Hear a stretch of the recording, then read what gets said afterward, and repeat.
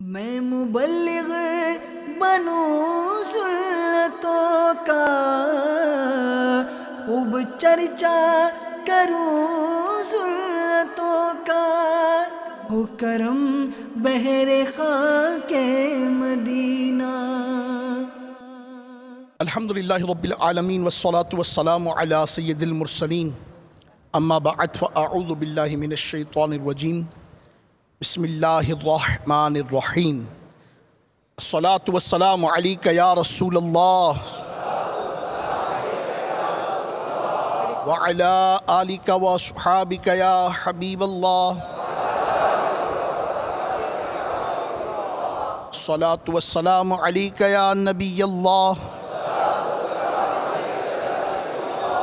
وعلی آلک واصحابک یا نور اللہ۔ اچھی نیتوں کے ساتھ اجتماع پاک میں حاضر رہیے، بالخصوص اللہ تبارک و تعالی عز و جل کی رضا پانے اور ثواب کمانے کی نیت کر ہی لیجیے۔ علم دین حاصل کرنے، مجلس کے آداب کو ملحوظ خاطر رکھنے، اسی طرح حسب حال مدنی چینل کے ناظرین و ناظرات بھی نیتیں فرما لیجیے کہ جتنی نیتیں زیادہ اتنا انشاءاللہ عز و جل ثواب بھی زیادہ ملے گا۔ صلو علی الحبیب صلی اللہ تعالی علی محمد وعلی آلہ وصحبہ وبارک وسلم۔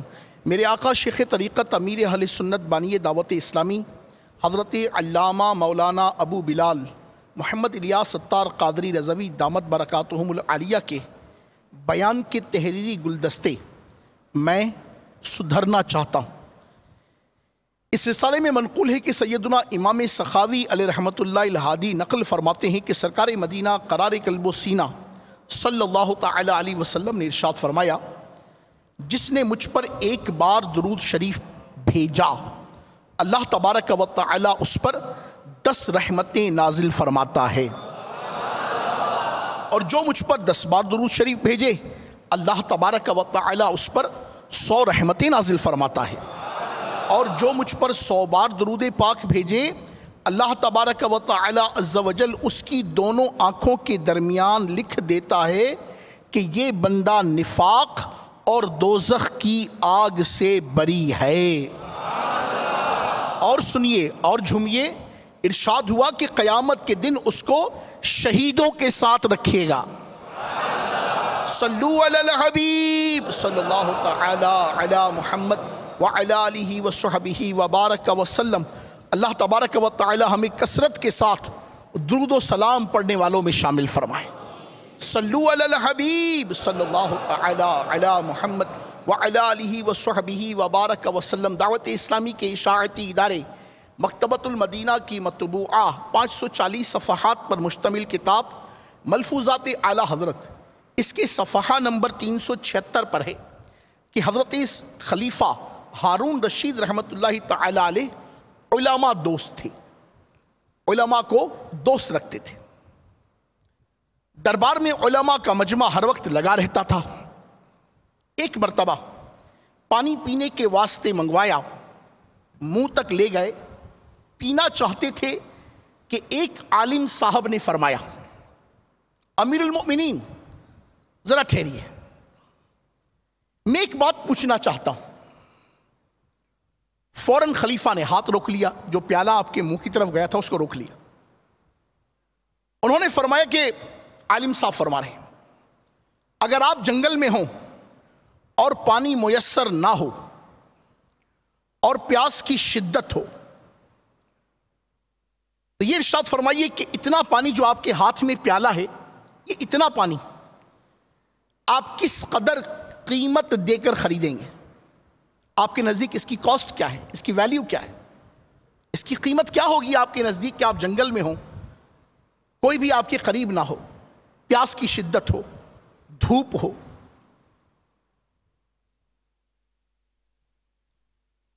خلیفہ نے کہا، واللہ آدھی سلطنت دے کر، یہ جتنی میری سلطنت ہے میں اس کی آدھی سلطنت دے کر یہ پانی کا پیالہ خریدوں گا۔ عالم صاحب نے فرمایا بس پی لیجیے۔ خلیفہ نے پانی پی لیا۔ پھر ان عالم صاحب نے فرمایا اے امیر المومنین، اب اگر یہ پانی نکلنا چاہے اور نہ نکل سکے، یعنی آپ کا پیشاب، آپ کا یورین بند ہو جائے، اس کا اخراج نہ ہو سکے، یہ پانی آپ کے وجود سے خارج نہ ہو، تو بتائیے کہ کس قدر قیمت دے کر اس کا نکلنا مول لیں گے، اس کے علاج پر کتنا پیسہ خرچ کریں گے؟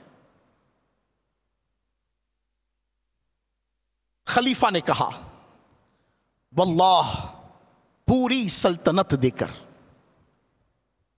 اتنا؟ پوری سلطنت دے کر۔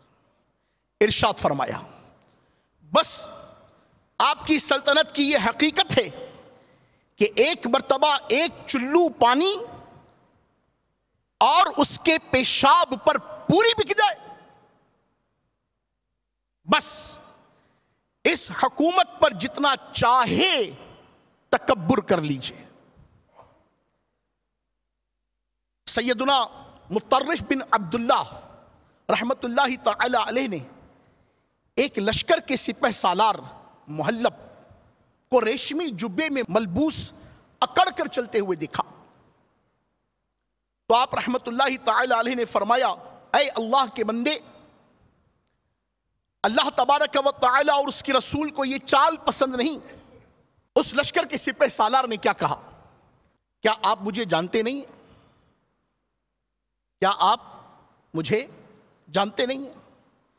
اور یہ لفظ آج بھی آپ میں سنتے ہیں، اور تو مجھے جانتا نہیں ہے، تجھے پتا ہے میں کون ہوں؟ اس جانی تو میں کہہ رہا ہے اور تو میں نے جانتا نہیں ہے۔ آج بھی ایسے الفاظ لوگ کہے سنے جاتے ہیں۔ سنیے، جب اس سپہ سالار نے یہ بات کہی کہ آپ مجھے جانتے نہیں کہ میں کون ہوں، فرمایا کیوں نہیں، میں تمہیں خوب پہچانتا ہوں۔ تمہارا آغاز ایک بدلنے والا نطفہ یعنی گندا قطرہ، انجام بدبودار مردہ، اور درمیانی وقفہ زندگی بھر پیٹ میں گندگی اٹھائے پھرنا ہے۔ یہ سن کر محلب شرمندہ ہو کر چلا گیا اور اس نے یہ چال چھوڑ دی۔ میٹھے میٹھے اسلامی بھائیوں اور مدنی چینل کے ناظرین، اس جدید سائنسی دور میں میڈیا یعنی ذرائع ابلاغ کی وسعتوں نے ہر دوسرے شخص کو معلومات کا حریص بنا دیا ہے۔ آج ہم اپنے ارد و گرد، اڑوس پڑوس، محلے اور گاؤں، شہر، ملک، خطے، بلکہ ساری دنیا کی معلومات حاصل کرنے کا تو شوق رکھتے ہیں کہ فلاں ملک میں الیکشن ہوئے تو کس پارٹی کو اکثریت حاصل ہوئی، فلاں میچ کون سی ٹیم جیتی، فلاں جگہ زلزلہ آیا، طوفان آیا تو کتنے لوگ ہلاک ہوئے۔ اس میں عبرت کا پہلو غالب نہیں ہوتا، چسکیاں لینے، مزے لینے، فلاں ملک کا صدر یا فلاں صوبے کا گورنر کون ہے وغیرہ وغیرہ۔ مگر افسوس اس کے مقابلے میں ہماری دینی معلومات عموماً سطحی نوعیت کی ہوتی ہے، پھر ان میں سے درست کتنی ہوتی ہے کوئی صاحب علم ہمارا امتحان لے تو پتہ چلے۔ یاد رکھیے، دنیاوی معلومات کی کثرت پر ہمیں آخرت میں کوئی جزا ملے گی نہ کم ہونے پر کوئی سزا، البتہ بقدر ضرورت دینی معلومات نہ ہونا نقصان آخرت کا باعث ہے، کیونکہ اس جہان فانی یعنی دنیا میں کی گئی نیکیاں جہان آخرت کی آباد کاری جبکہ گناہ بربادی کا سبب ہیں، اور نیکیوں اور گناہوں کی پہچان کے لیے علم دین کا ہونا بہت ضروری ہے۔ میں نے آپ کی خدمت میں شروع میں جو دو حکایات پیش کی، ان میں تکبر کے متعلق کچھ سمجھانا مقصود تھا۔ آج ہمارے اس بیان کا عنوان بھی تکبر ہے، غرور ہے، بڑائی ہے، اور یہ کیسی نحوست ہے اب میں آپ کی خدمت میں عرض کرنے چلا ہوں۔ جہنم میں لے جانے والے گناہوں میں سے ایک تکبر بھی ہے۔ جس کا علم سیکھنا فرض ہے. تکبر کے متعلق معلومات سیکھنا کیا ہے جناب؟ فرض ہے. چنانچہ اعلیٰ حضرت امام اہل سنت مجدد دین و ملت پروانہ شمع رسالت امام احمد رضا خان علیہ رحمت الرحمن فتاوی رضویہ شریف جلد 23 صفحات 624 پر لکھتے ہیں محرمات باطنیہ یعنی باطنی ممنوعات مثلا تکبر و ریا عجب و حسد وغیرہ اور ان کے معالجات یعنی علاج کہ ان کا علم جاننا بھی ہر مسلمان پر اہم فرائض میں سے ایک ہے. ناظرین و حاضرین مجھ سمیت ہم سب غور کریں کہ جس طرح میں نے عرض کیا کہ آج اس معلومات عامہ کے دور میں میڈیا اور سوشل نیٹ ورکس کے ذریعے سے ہم اپنے نالج کو گین کرنے کرنے کے لیے اتنے جتن و کوشش کرتے ہیں. دنیا بھر کا پرنٹ میڈیا، دنیا بھر کے میگزینز، دنیا بھر کے ڈائجسٹ، دنیا بھر کی نیٹ سرچ ہماری روزانہ کی معمولات میں تو شامل ہیں، مگر کیا میں نے اور کبھی آپ نے غور کیا کہ وہ جو مجھ اور آپ پر سیکھنا فرض ہے گویا ہماری طبیعت کا ہمارے اوپر ہی قرض ہے. جنت میں جانے کی اگر ہمیں غرض ہے تو ہمیں ان فرائض کو ادا کرنا پڑے گا، ان فرائض کو ادا کرنا پڑے گا. اس تکبر کی نحوست سے بچنا یہ میرے اور آپ کے لیے کتنا ضروری ہے، آئیے اس مختصر سے وقت میں سیکھنے کی کوشش کرتے ہیں. چنانچہ اس کے لیے ہر اسلامی بھائی اور اسلامی بہن کو چاہیے کہ پہلے تکبر کی تعریف، اس کی تباہ کاریاں، اس کی اقسام، اسباب، علامات اور علاج وغیرہ کے بارے میں مکمل معلومات حاصل کر کے دیانت داری کے ساتھ اپنا محاسبہ کرے. پھر اگر اس باطنی گناہ میں گرفتار ہونے کا احساس ہو تو ہاتھوں ہاتھ اللہ تبارک و تعالی کی بارگاہ میں توبہ کرے اور علاج کے لیے بھرپور کوشش کرے، کیونکہ جو تکبر سے بچ گیا خدا کی قسم وہ بچ گیا. چنانچہ مخزن جود و سخاوت پیکر عظمت و شرافت صلی اللہ علیہ وسلم کا فرمان عالی شان ہے کہ جو شخص تکبر، خیانت اور قرض سے بری ہو کر مرے گا وہ جنت میں داخل ہوگا. سبحان اللہ سبحان اللہ سبحان اللہ. اللہ رب العالمین عز و جل ہمیں تکبر کی نحوست سے بچائے. تکبر کہتے کس کو ہیں؟ میں کب تکبر کر رہا ہوں؟ کبھی آپ نے میرے اندر تکبر دیکھا ہے؟ توبہ توبہ، تکبر سے توبہ. مگر یہ بول کر بھی پھر متکبرانہ انداز اختیار کرنے والے ہم سب غور کریں، تکبر کہتے کس کو ہیں؟ چنانچہ تکبر کی تعریف صحیح مسلم شریف کے حوالے سے رقم ہے کہ نبی پاک صاحب لولاک سیاح افلاک فخر موجودات سید سادات صلی اللہ علیہ وسلم نے ارشاد فرمایا، تکبر حق کی مخالفت اور لوگوں کو حقیر جاننے کا نام ہے. لوگوں کو حقیر جاننے کا نام ہے.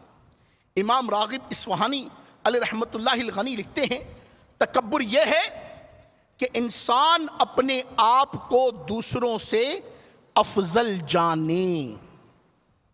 اب غور کر لیجئے ہماری کیفیت کیا ہے، مگر اس کیفیت کو جانچنے کے لیے آئیے اپنی حیثیت کا جائزہ لیتے ہیں کہ تکبر کس چیز کا، بھائی کس چیز پر غرور کر رہا ہے، کس بات پہ اچھل رہا ہے، کس بات پہ پھول رہا ہے، کس بات پر یہ تو نے فرعونیت و نمردیت کے انداز کو اختیار کر رکھا ہے. سن پہلے تیری حیثیت کیا ہے.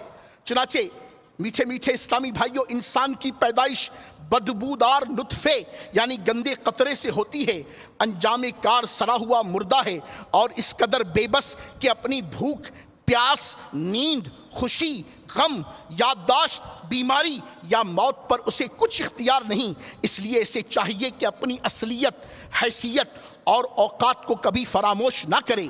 وہ اس دنیا میں ترقیوں کی منزلیں طے کرتا ہوا کتنے ہی بڑے مقام و مرتبے پر کیوں نہ پہنچ جائے، خالق کون و مکان عز و جل کے سامنے اس کی حیثیت کچھ بھی نہیں.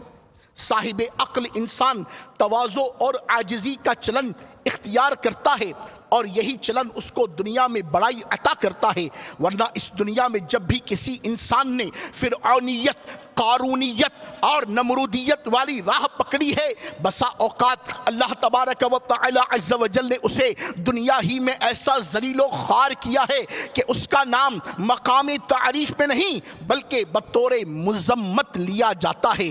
لہٰذا عقل و فہم کا تقاضا یہ ہے کہ اس دنیا میں اونچی پرواز کے لیے انسان جیتے جی پیوندے زمین ہو جائے اور عاجزی و انکساری کو اپنا اوڑھنا بچھونا بنا لے۔ پھر دیکھیے کہ اللہ تبارک و تعالی عز و جل اس کو کس طرح عزت و عظمت سے نوازتا ہے اور اسے دنیا میں محبوبیت اور مقبولیت کا وہ اعلیٰ مقام عطا کرتا ہے جو اس کے فضل و کرم کے بغیر مل جانا ممکن ہی نہیں ہے۔ اللہ تبارک و تعالی عز و جل ہمیں حقیقی عاجزی عطا فرمائے۔ واللہ اللہ تبارک و تعالی عز و جل کو عاجزی اختیار کرنے والے محبوب ہیں اور تکبر کرنے والے مولا کریم عز و جل کو ہرگز پسند نہیں۔ یہ میں نہیں کہتا، آئیے آپ کو قرآن سناتا ہوں۔ ہمارا پروردگار، ہمارا پالنہار، ہمارا کبریا، ہمارا اللہ عز و جل کیا ارشاد فرماتا ہے۔ چنانچہ رب کائنات عز و جل تکبر کرنے والوں کو پسند نہیں فرماتا، جیسا کہ سورہ نحل میں ارشاد ہوتا ہے، بسم اللہ الرحمن الرحیم، انہو لا يحب المستکبرین۔ ترجمہ کنز الایمان، بے شک وہ مغروروں کو پسند نہیں فرماتا۔ اللہ تبارک و تعالی مغروروں کو پسند نہیں فرماتا۔ شہنشاہ خوش خصال پیکر حسن و جمال صلی اللہ علیہ وسلم کا فرمان عبرت نشان ہے، اللہ تبارک و تعالی متکبرین یعنی مغروروں اور اترا کر چلنے والوں کو ناپسند فرماتا ہے۔ سرکار مدینہ قرار قلب و سینہ صلی اللہ علیہ وسلم نے ارشاد فرمایا، بے شک قیامت کے دن تم میں سے میرے سب سے زیادہ نزدیک اور پسندیدہ شخص وہ ہوگا جو تم میں اخلاق میں سب سے اچھا ہوگا۔ اخلاق میں جو سب سے اچھا ہوگا وہ آقا کریم علیہ السلام کو قیامت کے دن سب سے زیادہ پسند بھی ہوگا اور آقا کا محبوب بھی ہوگا، نزدیک بھی ہوگا۔ اور قیامت کے دن میرے نزدیک سب سے قابل نفرت اور میری مجلس سے دور وہ لوگ ہوں گے جو واہیات بکنے والے، لوگوں کا مذاق اڑانے والے اور تکبر کرنے والے ہیں۔ العیاذ باللہ تعالی۔ اے میرے میٹھے میٹھے اسلامی بھائیوں، غور تو کیجئے، حدیث پاک میں 3 لوگوں کا تذکرہ ہے، واہیات بکنے والے۔ آج ہمارے معاشرے کی کیفیت آپ کے سامنے ہے۔ آج چھوٹا چھوٹا بچہ جو ہماری ہی صحبت میں رہ کر، ہمارے ہی گرد و پیش کے ماحول میں رہ کر، ہماری ہی صحبت اختیار کر کے آج اس کی زبان پر گالی آ گئی ہے، وہ فحاشی بکتا ہے، فحش کلامی کرتا ہے، واہیات بولتا ہے۔ پھر ہم دعا کرتے ہیں، دعا کرواتے ہیں کہ میرا بچہ نیک ہو جائے، میرا بچہ سلامتی کی راہ پر آ جائے، میرا بچہ دعوت اسلامی کا مبلغ ہو جائے۔ ہوگا، رب العالمین یقیناً آپ کی کڑھن، آپ کی دعا کو ضرور قبول فرمائے گا، مگر اپنے انداز پر بھی تو غور کیجئے، اپنے کردار پر بھی تو غور کیجئے، اپنے روزمرہ کے معمولات پر بھی تو غور کیجئے، اپنے کلام پر بھی تو غور کیجئے، اپنے مزاج پر بھی تو غور کیجئے، اپنے ایٹیٹیوڈ پر بھی تو غور کیجئے کہ اس بچے کے جس کو نیک بنانے کی آپ کی تمنا ہے، کیا اس کے ساتھ نیکی بھرا سلوک ہو رہا ہے؟ وہ کس کی کمپنی میں اٹھتا بیٹھتا ہے، کہاں آتا جاتا ہے، کس سے ملتا جلتا ہے؟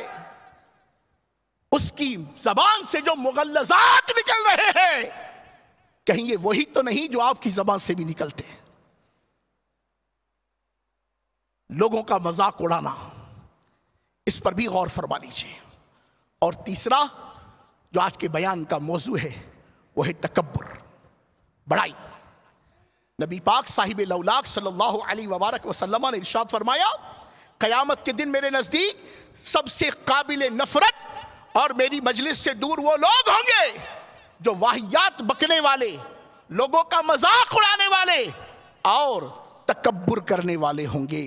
تکبر کرنے والے کو بدترین شخص قرار دیا گیا ہے۔ چنانچہ سیدنا حذیفہ رضی اللہ تعالی عنہ ارشاد فرماتے ہیں، ہم دافع رنج و ملال صاحب جود و نوال صلی اللہ علیہ وسلم کے ساتھ ایک جنازے میں تھے کہ آپ صلی اللہ علیہ وسلم نے فرمایا، کیا تمہیں اللہ تبارک و تعالی کے بدترین بندے کے بارے میں نہ بتاؤں؟ کس کے بارے میں جی؟ بدترین بندہ۔ آقا علیہ الصلوۃ والسلام نے ارشاد فرمایا، کیا میں تمہیں اللہ تبارک و تعالی کے بدترین بندے کے بارے میں نہ بتاؤں؟ وہ بد اخلاق اور متکبر ہے۔ کیا میں تمہیں اللہ تبارک و تعالی کے سب سے بہترین بندے کے بارے میں نہ بتاؤں؟ وہ کمزور اور ضعیف سمجھا جانے والا، بوسیدہ لباس پہننے والا شخص ہے، لیکن اگر وہ کسی بات پر اللہ تبارک و تعالی کی قسم اٹھا لے تو اللہ تبارک و تعالی اس کی قسم ضرور پوری فرمائے۔ سبحان اللہ، سبحان اللہ، سبحان اللہ۔ تکبر کرنے والوں کو قیامت کے دن ذلت اور رسوائی کا سامنا ہوگا۔ چنانچہ دو جہاں کے تاجور سلطان بحر و بر صلی اللہ علیہ وسلم کا فرمان عالی شان ہے، قیامت کے دن متکبرین کو انسانی شکلوں میں چوٹیوں کی مانند اٹھایا جائے گا، ہر جانب سے ان پر ذلت طاری ہوگی، انہیں جہنم کے بولس نامی قید خانے کی طرف ہانکا جائے گا اور بہت بڑی آگ انہیں اپنی لپیٹ میں لے کر ان پر غالب آئے گی، انہیں تینت الخبال یعنی جہنمیوں کے پیپ پلائے جائیں گے۔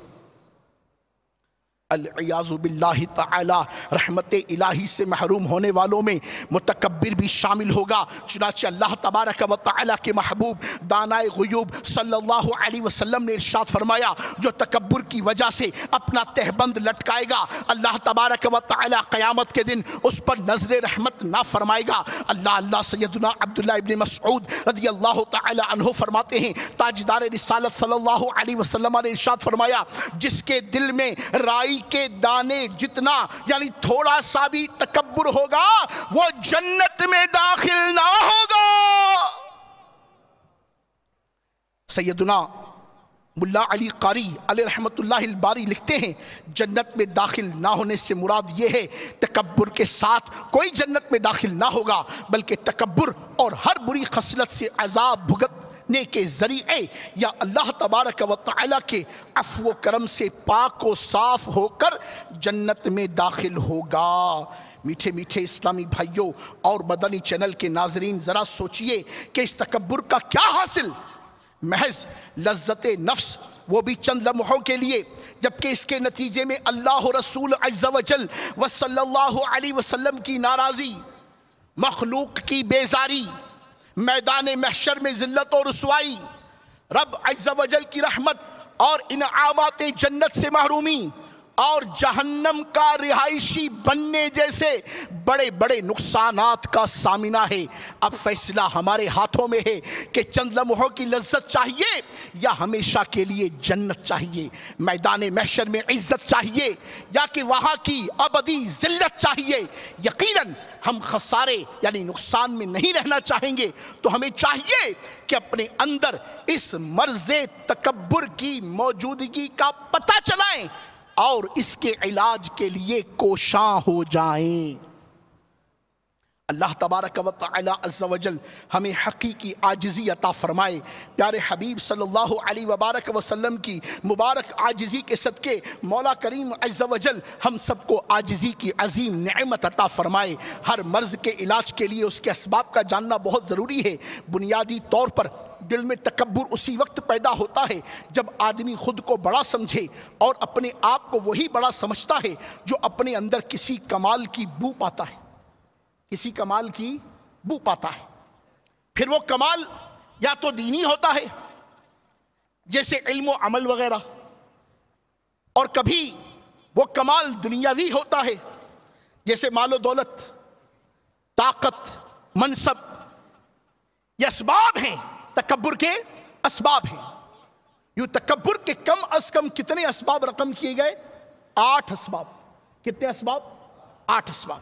1 علم، 2 عبادت، 3 مال و دولت، 4 حسب و نسب 5 عہدہ و منصب 6 مسلسل کامیابیاں 7 حسن و جمال اور 8 طاقت و قوت۔ علماء نے یہ 8 اسباب لکھے ہیں کہ جن کی وجہ سے عمومی طور پر ان 8 میں سے کوئی ایک پایا جائے اور سعادت مند نہ ہو تو تکبر پیدا ہونے کا قوی امکان موجود ہے۔ یقیناً ہم 8 پر کلام کریں گے تو وقت جلدی سے گزر رہا ہے، دامن وقت میں اتنی گنجائش نہیں۔ آپ کی خدمت میں چند ان 8 میں سے 2 یا 3 پر کچھ مدنی پھول پیش کرنے کی سعی کرتا ہوں۔ چنانچہ عوامی طور پر تکبر کا ایک بہت بڑا سبب مال و دولت ہے۔ روکڑا پانی پیسہ پارٹی ہو گیا نا، اب تو جناب آپے سے باہر ہے۔ تکبر کا ایک سبب مال و دولت اور دنیاوی نعمتوں کی فراوانی بھی ہے۔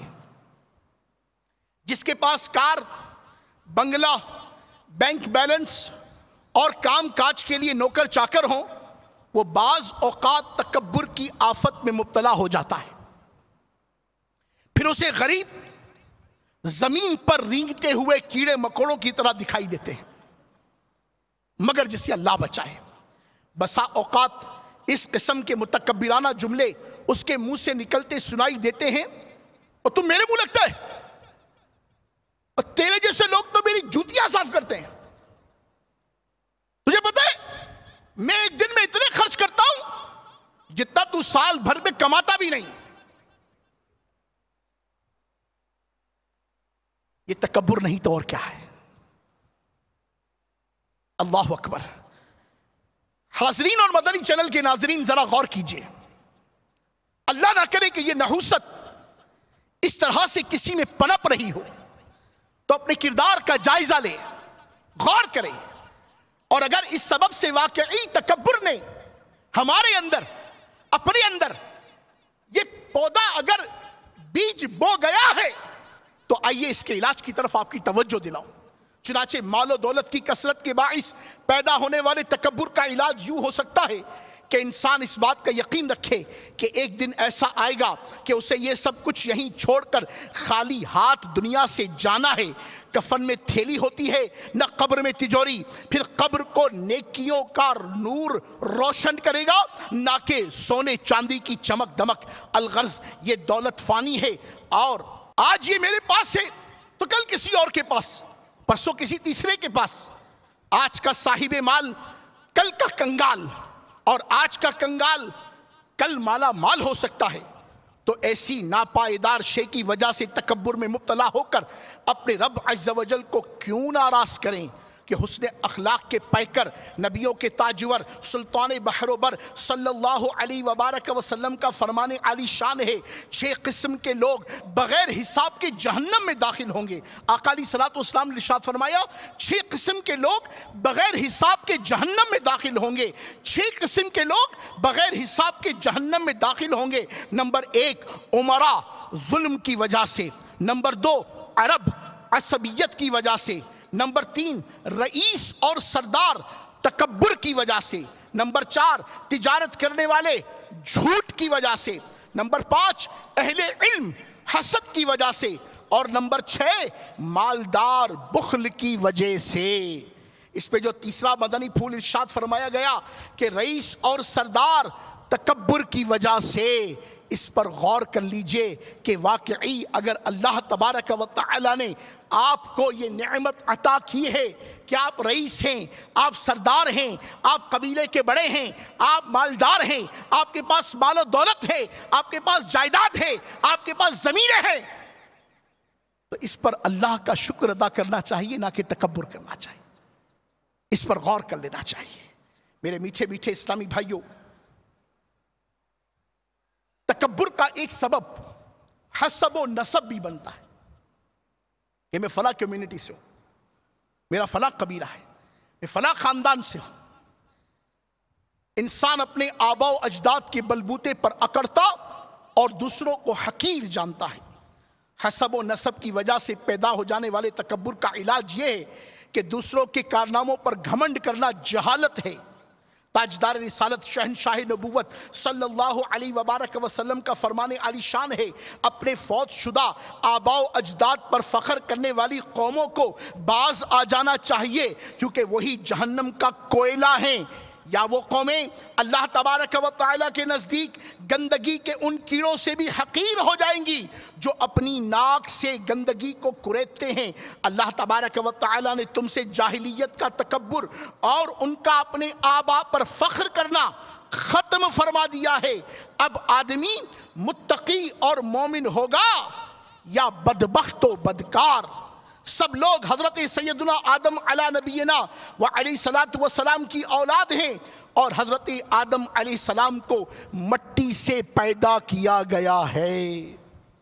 سلطان دو جہاں صلی اللہ علیہ وسلم نے ارشاد فرمایا، موسیٰ علیہ السلام کے زمانے میں دو آدمیوں نے باہم فخر کیا۔ توجہ کیجئے گا، دو آدمیوں نے باہم فخر کیا۔ ان میں سے ایک جو کہ کافر تھا، اس نے کہا میں فلاں کا بیٹا فلاں ہوں۔ اس طرح وہ 9 پشتے شمار کر گیا، میرا باپ یہ، میرا دادا یہ، اس کا باپ یہ، اس کا باپ یہ، اس کا باپ یہ۔ اس طرح سے وہ کتنی پشتے اس نے شمار کرائیں؟ 9 پشتے۔ اللہ تبارک و تعالی عز و جل نے سیدنا موسیٰ علی نبینا و علیہ السلام کی طرف وحی بھیجی کہ اے موسیٰ، اس سے فرما دیجئے کہ وہ 9 کی 9 پشتے کفر کی وجہ سے جہنم میں جائیں گی اور تم ان کے ساتھ 10ویں ہوگے۔ العیاذ باللہ تعالی، العیاذ باللہ تعالی۔ اللہ تبارک و تعالی عز و جل ہمیں حقیقی عاجزی عطا فرمائے۔ تکبر کا ایک سبب حسن و جمال بھی ہے۔ آدمی وجاہت کا پیکر ہو، عورت حسن و جمال کا پیکر ہو تو تکبر کرتے ہیں۔ بعض اوقات انسان اپنی خوبصورتی کی وجہ سے متکبر ہو جاتا ہے۔ کسی کا رنگ گورا ہو تو کالے رنگ والے کو، کوئی قداور ہو تو چھوٹے قد والے کو، کسی کی آنکھیں بڑی بڑی ہوں تو چھوٹی آنکھ والے کو حقیر سمجھنا شروع کر دیتا ہے۔ عموماً یہ بیماری مردوں کی نسبت عورتوں میں زیادہ پائی جاتی ہے۔ اے اسلامی بہنوں، آپ غور کیجئے، اگر یہ کیفیت ہے تو آج اپنے رب کے حضور رجوع لائیے۔ اللہ کی یہ نعمت جو حسن اور جمال آپ کو عطا کیا گیا تھا، اس نعمت پر اس کا شکر کرنا چاہیے تھا، نہ کہ تکبر۔ چنانچہ سنیے، حسن و جمال کے باعث پیدا ہونے والے تکبر کا علاج کرنے کے لیے اپنی ابتدا اور انتہا پر غور کیجئے کہ میرا آغاز ناپاک نطفہ یعنی گندا قطرہ اور انجام سڑا ہوا مردہ ہے۔ عمر کے ہر دور میں حسن یکساں نہیں رہتا، بلکہ وقت گزرنے کے ساتھ ساتھ ماند پڑ جاتا ہے۔ کبھی کوئی حادثہ بھی اس حسن کے خاتمے کا سبب بن جاتا ہے۔ کھولتا ہوا تیل تو بہت بڑی چیز ہے، ابلتا دودھ بھی سارے حسن کو غارت کرنے کے لیے کافی ہے۔ یہ بھی پیش نظر رہے کہ انسان جب تک دنیا میں رہتا ہے اپنے جسم کے اندر مختلف گندگیاں لیے پھرتا ہے۔ کیا ان سب چیزوں کے ہوتے ہوئے فقط گوری رنگت، ڈیل ڈول اور قد و قامت، نیس چوڑے سینے وغیرہ پر تکبر کرنا کیا ہمیں زیب دیتا ہے؟ اللہ اکبر، اللہ اکبر۔ اللہ تبارک و تعالی عز و جل ہمیں حقیقی عاجزی نصیب فرمائے۔ اے میرے میٹھے میٹھے اسلامی بھائیوں، دامن وقت میں گنجائش نہ رہی، بس آپ کی خدمت میں جلدی جلدی 2 مدنی پھول اور پیش کرتا چلوں۔ انسان کی زندگی کامیابی اور ناکامی کی داستاں ہے۔ جب مسلسل کامیابیاں بعض اسلامی بھائیوں کے قدم چومتی ہیں تو وہ پے در پے ناکامیوں کے شکار ہونے والے دکھیاروں کو حقارت کی نظر سے دیکھنا شروع کرتے ہیں، خود کو بے حد تجربے کار گردانتے ہوئے انہیں بے وقوف، نادان، گدھا اور نہ جانے کیسے کیسے القابات سے نوازتے ہیں۔ ایسوں کی خدمت میں عرض ہے کہ کامیابیوں پر پھولے نہ سما کر جامے سے باہر ہونے والوں کو یہ نہیں بھولنا چاہیے کہ وقت ہمیشہ ایک سا نہیں رہتا۔ بلندیوں پر پہنچنے والوں کو اکثر واپس پستی میں ہی آنا پڑتا ہے۔ ہر کمال کو زوال ہے، ہر کمال کو زوال ہے، ہر کمال کو زوال ہے۔ آپ کو کامیابی ملی، اس پر اللہ تبارک و تعالیٰ کا شکر کیجئے، نہ کہ اپنا کمال تصور کر کے ناشکروں کی صف میں کھڑے ہونے کی جسارت۔ پھر جسے آپ کامیابی سمجھ رہے ہیں اس کا سفر دنیا سے شروع ہو کر دنیا ہی میں ختم ہو جاتا ہے۔ حقیقی کامیابی تو وہ ہے جو قبر و حشر میں کامیاب ہو کر رحمت الہی عز و جل کے سائے میں جنت میں داخل ہو گیا۔ تکبر کا ایک سبب طاقت و قوت بھی ہے کہ جس کا قد کاٹھ نکلتا ہوتا ہے، بازوؤں کی مچھلیاں پھڑکیں، سینہ چوڑا ہوا، وہ بسا اوقات کمزور جسم والے کو حقیر سمجھتا ہے۔ طاقت و قوت سے پیدا ہونے والے تکبر کا علاج کرنے کے لیے یوں فکر مدینہ کیجئے کہ قوت و پھرتی تو چوپایوں اور درندوں میں بھی ہوتی ہے۔ آپ کا کیا کمال ہے؟ قوت و پھرتی تو چوپایوں اور درندوں میں بھی ہوتی ہے، بلکہ ان میں انسان سے زیادہ طاقت ہوتی ہے۔ تو پھر اپنے اندر اور جانوروں میں مشترک صفت پر تکبر کیوں کیا جائے؟ حالانکہ ہمارے جسم کی ناتوانی کا تو یہ حال ہے کہ اگر ایک دن بخار آ جائے تو طاقت و قوت کا سارا نشہ اتر جاتا ہے۔ معمولی سی گرمی میں ذرا پیدل چلنا پڑے تو پسینے سے شرابور ہو کر نڈھال ہو جاتے ہیں، سرد ہوا چلے تو کپ کپانے لگتے ہیں۔ بڑی بیماری تو بڑی بیماری، چھوٹی سی بیماری بھی آ جائے، داڑھ میں درد ہی ہو جائے، ارے کان میں درد ہو جائے تو اپنا حال معلوم ہو جائے کہ کس کیفیت میں ہے۔ اللہ اکبر، اللہ اکبر، اللہ اکبر۔ تو ہمیں خوب اندازہ ہو جانا چاہیے کہ اس پروردگار، اس قادر مطلق کی بارگاہ ہمیں تکبر نہیں، عاجزی کرنی ہے۔ کیا کرنی ہے جی؟ عاجزی کرنی ہے، عاجزی کریں گے انشاءاللہ۔ ذہن بنائیے، اس تکبر کی نحوست کو اپنے سے ہٹائیں گے، اپنے رب عز و جل کے عاجز بندے بن جائیں گے۔ وہ محبوب کبریا صلی اللہ علیہ وبارک وسلم جن کے متعلق میرے آقا شیخ طریقت امیر اہل سنت دامت برکاتہ العالیہ کیا فرماتے ہیں؟ آپ فرماتے ہیں تیری عاجزی پہ لاکھوں، کیا؟ تیری عاجزی پہ لاکھوں، تیری سادگی پہ لاکھوں، ہو سلام عاجزانہ مدنی مدینے والے۔ اور میرے آقا شیخ کامل دامت برکاتہ العالیہ مناجات میں کیسی پیاری بات ارشاد فرماتے ہیں۔ آپ فرماتے ہیں دل سے غرور نکلے، کیا نکلے؟ دل سے غرور نکلے، بہرے حضور نکلے۔ دل سے غرور نکلے، بہرے حضور نکلے، یا رب ہمیں بنا دے پے کر تو عاجزی۔